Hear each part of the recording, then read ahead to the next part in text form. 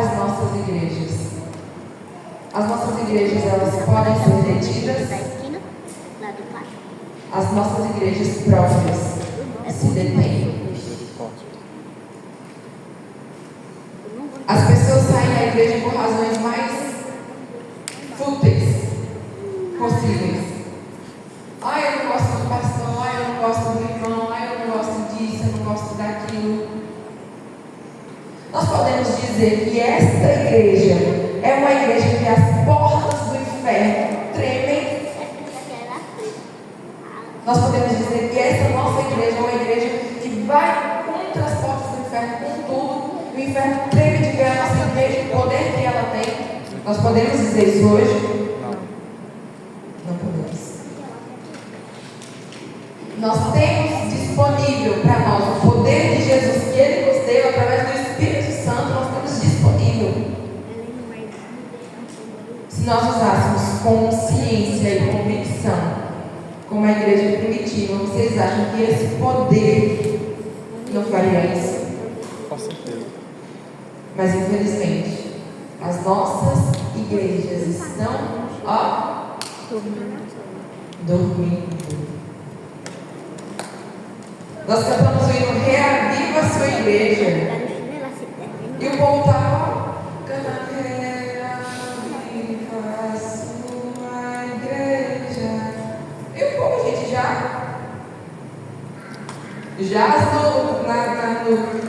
na preguiça, no desânimo, né? E o livro fala para que ela não desanime, para que ela fique acesa. E Amém. o povo cantando Reaviva a sua igreja, já desanimada, abrindo a boca, dando sono. Misericórdia. Nós temos o poder disponível do Espírito Santo para que nossa igreja seja reavivada. Amém. Mas enquanto a gente não reconhecer o nosso papel dentro dessa igreja, esse reavivamento ele não vai acontecer tão cedo. Misericórdia. Nós temos, gente, papel ativo na obra de salvação e na volta de Jesus. Ele fez questão que estivéssemos presentes nesse plano. E nós estamos jogando esse presente fora. Vocês acham que ele não poderia fazer tudo só? Poderia.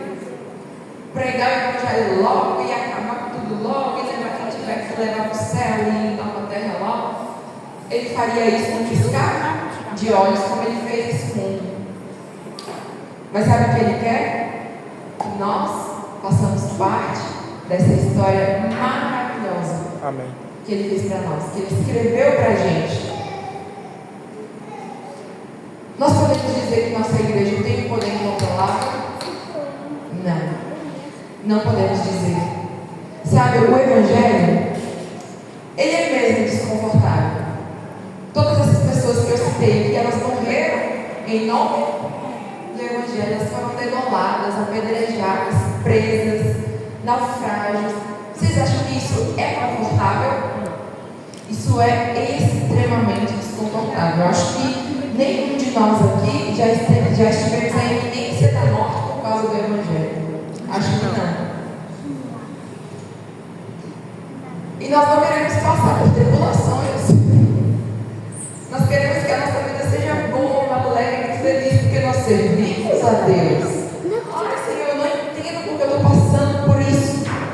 Não entendo porque eu estou passando por aquilo. Eu sigo o Senhor. Eu vou à igreja, eu ajudo as pessoas, eu dizimo, eu oferto, eu faço isso, eu faço aquilo.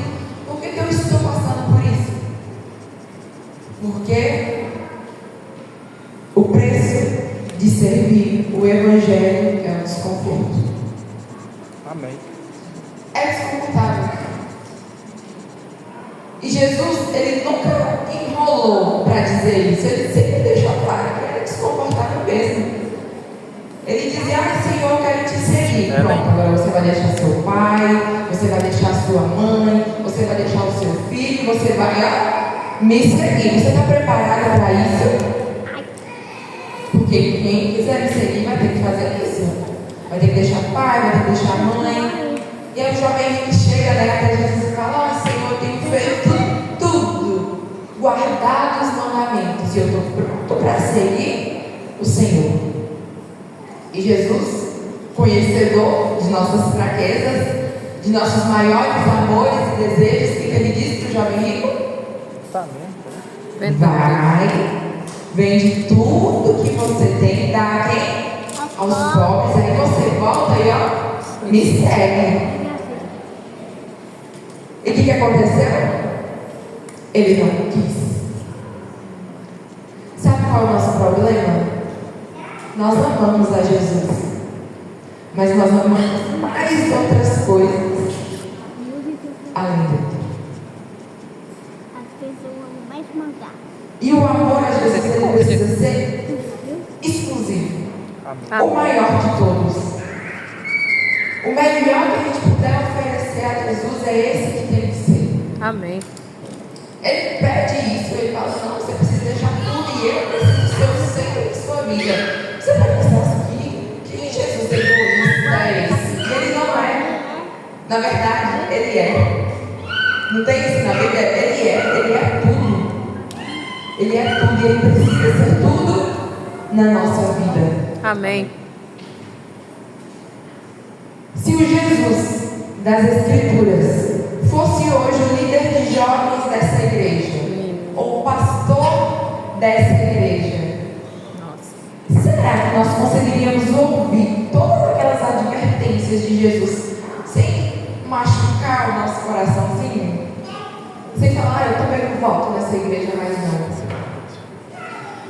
Sabe, se Jesus falasse, olha, eu não quero saber, vai lá, deixe seus mortos, sepultar seus mortos, né? Teve uma pessoa que foi até Jesus e falou, mas Jesus, eu quero te seguir, mas deixa eu primeiro enterrar meu pai, né? Minha família, minha mãe. E aí Jesus fala, ei, fulano, deixe seus mortos enterrar seus mortos.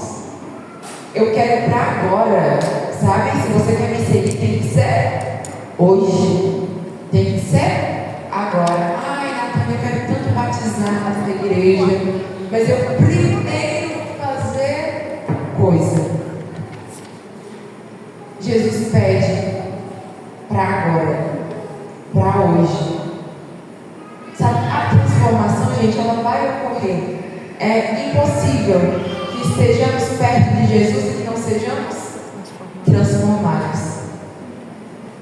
Mas Jesus, ele exige da gente uma fé racional. Sabe? A nossa igreja, ela trabalha muito isso. Sabe? A racionalidade do Evangelho e de seguir a Jesus. E nós temos aí,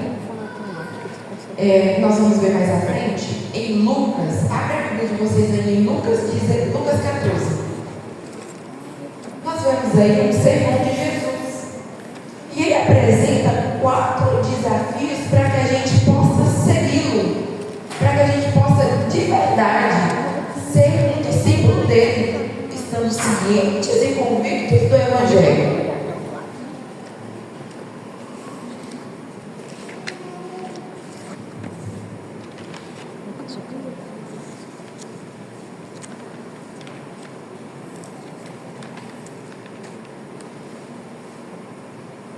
Lucas 14, o versículo é o 26, que a gente vai ler primeiro. Vou dizer aqui sobre 4 desafios. E o primeiro desafio, gente, é tomar a cruz. Esse é o primeiro desafio. Vamos ler aí, versículo 26.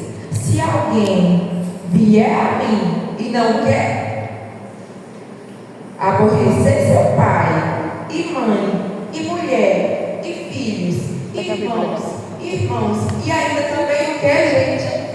A sua própria vida. Não pode ser o quê? O meu discípulo. 27. E qualquer que não levar a sua cruz e não vier após mim, não pode o quê? Ser meu discípulo até aí. 3 coisas muito importantes. E eu vou repetir. Qualquer de vocês que não aborrecer toda a sua família, em detrimento do meu evangelho, de me seguir na minha palavra, você não serve para me seguir. E outra coisa muitíssimo importante, se você não aborrecer a sua própria vida, você também não serve para me seguir. E em terceiro lugar, se você não tomar sua cruz e vier após mim, você também não pode me seguir. É desconfortável seguir a Jesus. É desconfortável ir contra as pessoas de dentro da nossa própria casa, discordar delas. É muito dolorido, sabe? Discordar do que as pessoas de dentro da nossa família acreditam. A gente fica triste, fica com medo, a gente fica sem querer se rebelar. E sabe o que é mais difícil ainda? Aborrecer a nossa própria vida, as nossas vontades, os nossos desejos impuros e carnais. É muito difícil, gente. É muito desconfortável. E aí, não bastando tudo isso, né? 3 etapas de tomar a cruz. A gente chega num momento de fato tomá-la. E aí a gente acha pesada demais. É pesado demais ser adventista. É pesado demais dizer no meu trabalho que eu não vou dia de sábado. É pesado demais dizer que eu não como isso, não como aquilo. E mais pesado ainda é eu amar as pessoas como eu amo a mim mesmo. E amar a Deus sobre todas as coisas. Essa cruz, gente, ela é de verdade muito pesada. Mas Jesus disse aqui que seria mesmo. Ele deixou claro todos os desconfortos. Aqui nesse sermão, sabe o que o pastor diz? Ele diz que nós temos mais habilidade para manter igrejas cheias do que se Jesus vivesse hoje no nosso tempo. Porque nós falamos e fazemos aquilo que as pessoas querem ouvir. E Jesus é verdadeiro e direto. Não tem culpa. O que ele diz é o que ele diz. E nós, com medo de magoar, de ferir, de não dizer a verdade pura e simples, a gente arranja um monte de firulas até chegar ao ponto em que a gente realmente quer chegar. Jesus era reto. Jesus era simples e muito verdadeiro com o que ele queria dizer. Ele não enrolou para dizer, ó, deixa tua mãe, teu pai, teu irmão, teu irmão e aborreça tua própria vida e tome sua cruz após mim, aí você pode me seguir. Ele não enrolou para dizer isso. E como se não tivesse claro o bastante, ele apresenta outro desafio. Aí no versículo 28.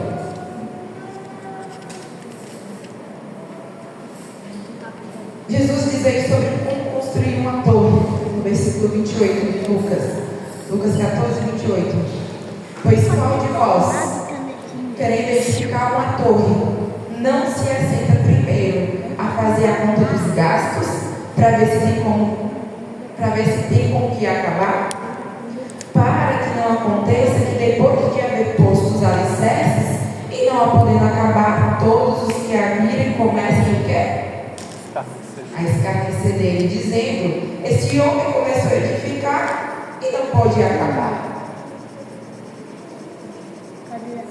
Imagine que vergonha para essa pessoa que começou a construir a sua torre, não fez os cálculos de quanto gastaria, não se preparou para gastar, não sabia se tinha o dinheiro, começou e não pôde terminar. E as pessoas o quê? Escarneceram, zombaram dele.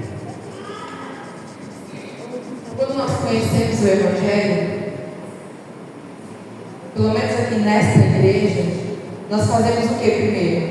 Estudo bíblico. Eu imagino que todos vocês que são batizados nessa igreja fizeram estudo bíblico antes de descer as águas batismais.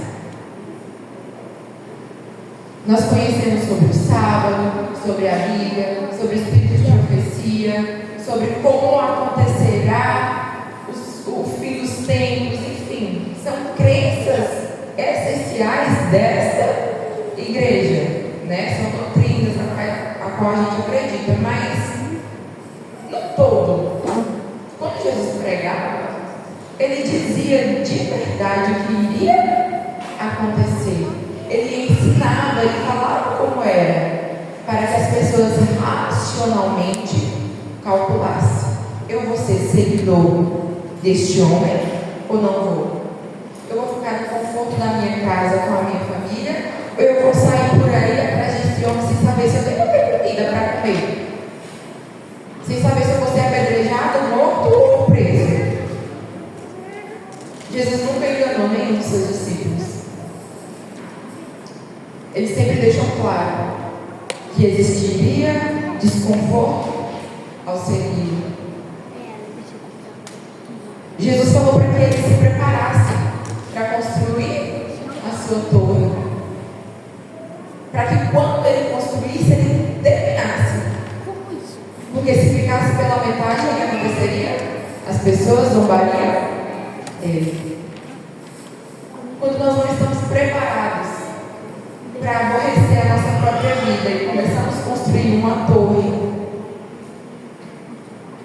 é muito provável que a gente vai deixar ela pela metade. A gente não está preparado para desagradar a nossa própria vida, para tomar a nossa própria força. A gente deixa a torre pela metade. E aí o que acontece? As pessoas escarnecem a gente. Falou, mas não era aquele fulano que se batizou na igreja tal? Não era aquele fulano que deixou a vida que ele tinha anos para seguir a Jesus? Não conseguiu, ele não conseguiria. Jesus ele pede que a gente analise racionalmente os benefícios de segui-lo e as dificuldades também. Por isso ele diz aqui: se você quer construir uma torre, uma vida espiritual fortalecida, sente, faça as contas do que você vai gastar, do que você vai precisar deixar para trás, e aí sim você pode me seguir. Esse é o segundo desafio de seguir a Jesus, de ser um discípulo de Jesus. O primeiro é tomar a nossa cruz. O segundo, construir uma torre. E a gente vai seguir aí nesse capítulo, no versículo 31, que é o terceiro desafio. O terceiro desafio é enfrentar uma guerra. Versículo 31 diz assim: ou qual é o rei que, indo à guerra pelejar contra outro rei, não se assenta primeiro a tomar conselho sobre si com 10.000, pode sair ao encontro do que vem contra ele com 20.000? De outra maneira, estando o outro ainda longe, manda embaixadores e pede condições de paz. Assim, pois qualquer de vós que não renuncia a tudo quanto tem, não pode ser o que, gente? Meu discípulo. Vocês acham que um rei acostumado a guerrear não faz os cálculos dos homens que tem? Você acha que ele não manda espiões ir lá na outra província ver quantos homens eles estão preparando para a guerra? Vocês acham que eles não têm estratégia? Eles têm. Eles precisam ter, porque senão a guerra está perdida. A guerra está perdida se você não se planejar, se você não preparar os seus soldados e as suas armas, se você não tiver uma estratégia para seguir. Nós precisamos estar preparados, porque de verdade nós estamos em uma guerra. Nós somos soldados. Nós precisamos de algumas coisas das quais iremos proteger contra o inimigo. Dentre elas, a palavra de Deus. Amém. O Espírito Santo,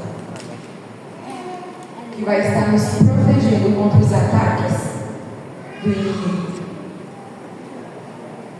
Nós precisamos nos planejar. Nós precisamos saber quem é que vai nos defender, quem é que está na linha de frente dessa guerra. Porque se não for assim, aqui está dizendo que nós não podemos ser discípulos de Jesus. Então nós temos aí o terceiro terceiro jeito, né? A terceira forma, assim, da qual nós podemos nos preparar para ser discípulos de Jesus. A primeira, tomar a nossa cruz. A segunda, saber como construir uma torre. E a terceira, nos preparar para a guerra. Seguindo no capítulo, nós temos versículo 34. Bom é o sal, mas se o sal degenerar, com que se há de salgar? Nem presta para a terra, nem para o futuro. Lançam da onde? Fora. Quem tem ouvidos para ouvir, ouça. Aqui Jesus está dizendo: ei, venham, vocês estão no processo, logo vocês vão ter sabor. Não. O sal, ele precisa ter sabor. Porque se ele não tiver, ele é jogado fora. Não serve para nada. A comida vai ficar do mesmo jeito. Nós somos o sal da terra. Nós somos diferentes. Amém. A gente chega num lugar, é notável o sabor, a diferença. Amém. Pelo menos precisamos ser. Amém. A gente não pode se perder no meio da multidão. As pessoas não podem achar que nós somos iguais a elas, porque nós não somos. Amém. Nós não devemos ser.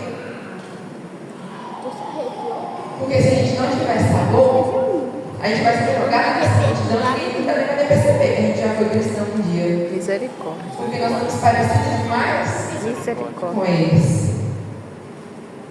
E esse é o quarto propósito, é o quarto jeito, é o quarto caminho, do qual a gente precisa para que sejamos discípulos cientes e conscientes de Jesus.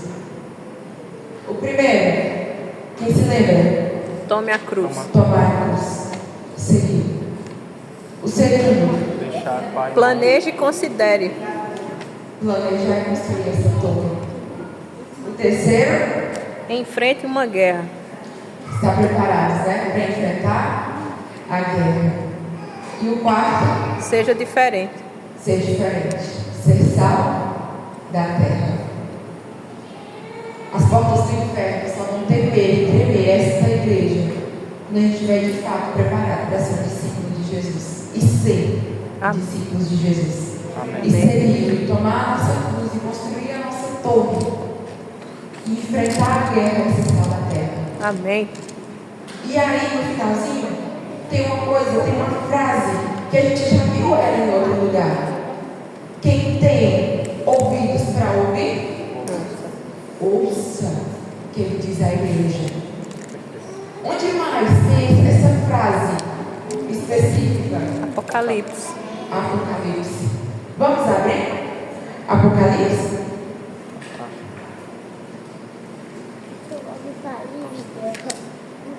A nossa igreja, ela é muito diferente da igreja primitiva. A gente enfrenta um grave problema, uma mornidão espiritual. Mas a Bíblia tem um diagnóstico, e mais que um diagnóstico, ela tem uma receita, uma solução, que nós encontramos aqui em Apocalipse, capítulo 4.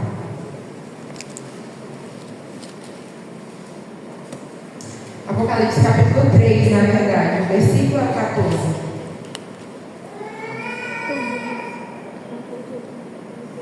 Todos encontraram? Vamos ler? Amém. Apocalipse 3, versículo 14. E ao anjo da igreja de Laodiceia escreve: Isto diz o Amém, a testemunha fiel e verdadeira, o princípio da criação de Deus. Conheço as tuas obras, que nem és frio nem quente. Quem dera foras frio ou quente. Assim porque és morno e não és frio nem quente, vomitar-te ele quer Na minha boca. da minha boca. Vocês acham que uma igreja que é morna, que não é fria, nem crente, nem quente, pode ir contra as portas do inferno? Essa igreja, ela pode ser detida? Pode. Versículo 17. Como dizes, rico sou, e estou enriquecido e nada tenho falta, e não sabes que és um desgraçado, e miserável, e pobre, e cego, e nu. 18. Aconselho-te que de mim compres ouro provado no fogo, para que te enriqueças, e roupas brancas, para que te vistas, e não apareça vergonha na tua nudez, e que unjas os teus olhos com colírio para que vejas. Eu repreendo e castigo a todos quantos amo. Ser, pois, zeloso e o quê? Arrependa-se. Aqui a gente tem um diagnóstico. Além do diagnóstico, a gente tem uma solução. Somos pobres, cegos, nus. Mas Jesus tem tudo o que a gente precisa para que a gente não seja mais cego, para que a gente não seja mais pobre, para que a nossa nudez não mais apareça. Mas aí ele diz uma coisa muito importante que eu disse lá no início: nós estamos tão sensíveis a qualquer repreensão.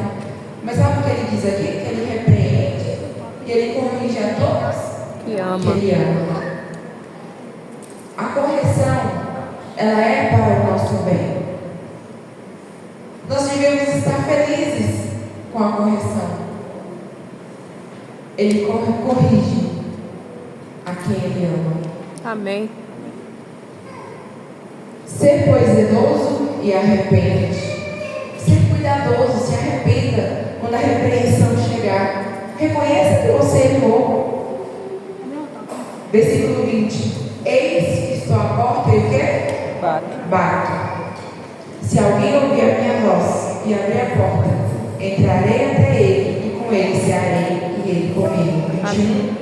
Ao que vencer, lhe concederei que se assente comigo no meu trono, assim como eu venci e me assentei com meu Pai no seu trono.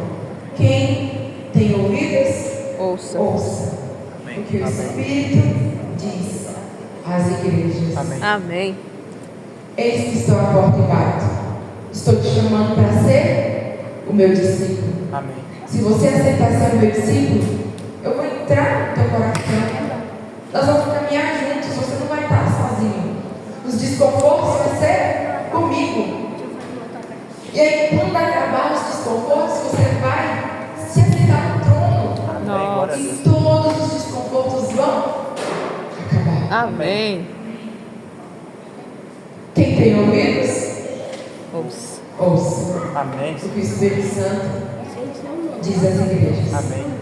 Que nós possamos nos preparar conscientes para ser discípulos de Jesus, Amém. para herdarmos esse trono e que essa igreja ela vá à frente Amém. e Pai. que nada possa deter essa igreja, a igreja verdadeira, a igreja do Senhor, a igreja que Jesus edificou. Amém. Amém. Deus nos abençoe.